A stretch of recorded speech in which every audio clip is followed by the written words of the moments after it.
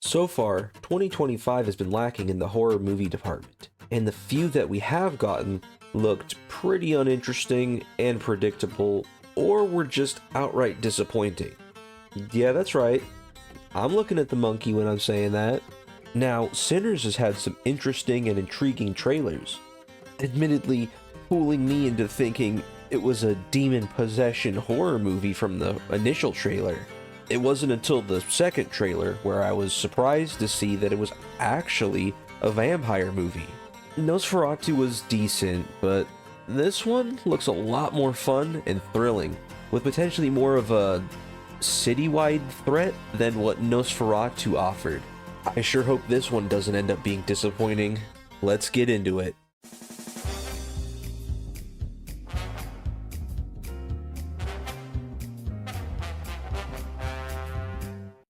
Ryan Coogler is back at it again with Michael B. Jordan, delivering another great movie that might be one of his best. Granted, I need to watch the Creed movies before I say anything for certain. If you guys think I should check that out next, let me know in the comments below.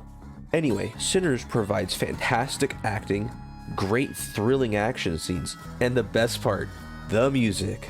Unsurprisingly, Michael B. Jordan steals the show, especially considering he's given two roles, playing both brothers, Smoke and Stack. There's a weird trend in Hollywood right now where actors are playing dual roles. We got Jim Carrey, Robert Pattinson, Robert De Niro, and now this. This might be the year of dual roles. But alongside Michael B. Jordan is Miles Catone as Sammy, and he also shines bright here with his musical performance and acting bringing the movie together. Sammy is the main character of the film, and he's known as Preacher Boy, or, you guessed it, being the son of a preacher. His father wants him to play in the church, but Sammy loves the blues and wants to play in a band. His cousins, Smoke and Stack, arrive, returning from Chicago after a shady business venture. They pick up Sammy to play at their new juke joint they're opening that night. They also bought the joint from a current grandmaster of the KKK. Did I mention that this is a supernatural horror period piece, by the way? They go around town after picking up Preacher Boy and get supplies and band members for the evening, giving us a chance to see the reputation that Smoke and Stack kind of built for themselves in town before they left, with everyone being cautious and worried when they arrive. The vibe in the beginning of the movie is masterfully done, giving us the normal interactions that would be totally fine and nothing to worry about, but there's just this underlying dread behind everything that you just can't shake. But once the supplies and everything is gathered and everyone in town knows about the party, they depart to set up. And right as the sun is going down, we get our first look at the supernatural element, the vampire.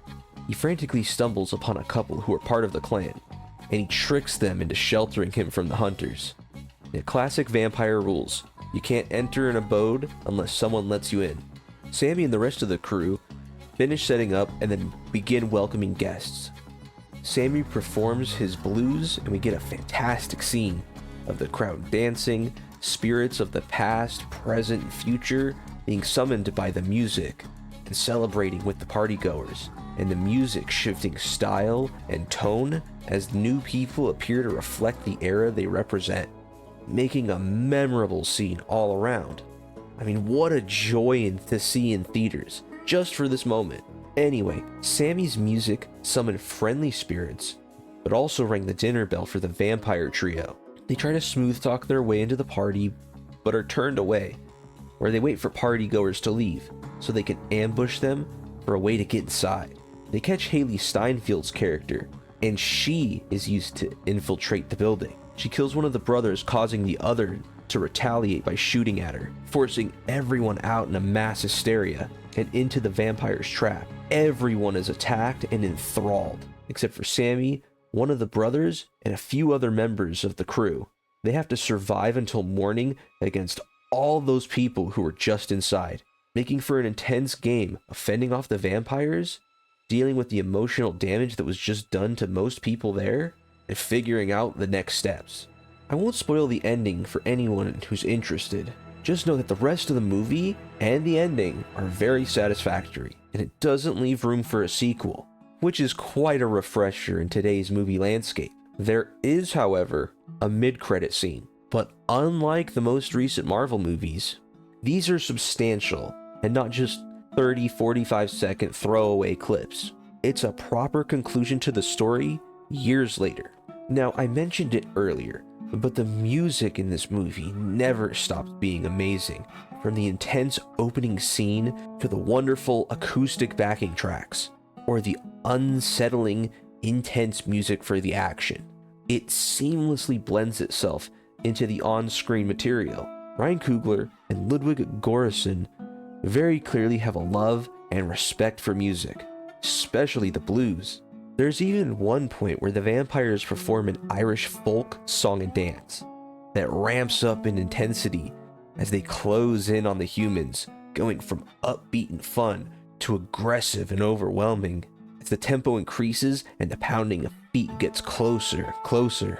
Very well done, and not the only time different genres are used. The party I mentioned earlier with all the spirits from different time periods was another excellent use of many genres, from blues to R&B and rock and roll. This scene alone is worth watching. Overall, Sinners was a fantastic, original take on a vampire story. It's so good to see something fresh and new. If you love supernatural thrillers or horror drama, check this one out.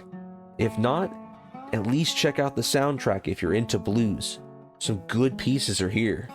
This is a movie worth looking into. Go see it in theaters for the party scene alone. I cannot express how much I loved that scene. Sinners is so far my #1 movie of 2025. I hope to see more movies of this quality the rest of the year. Let's hope the summer can provide. Anyway, what did you guys think about Sinners? Did you see it? What are your thoughts?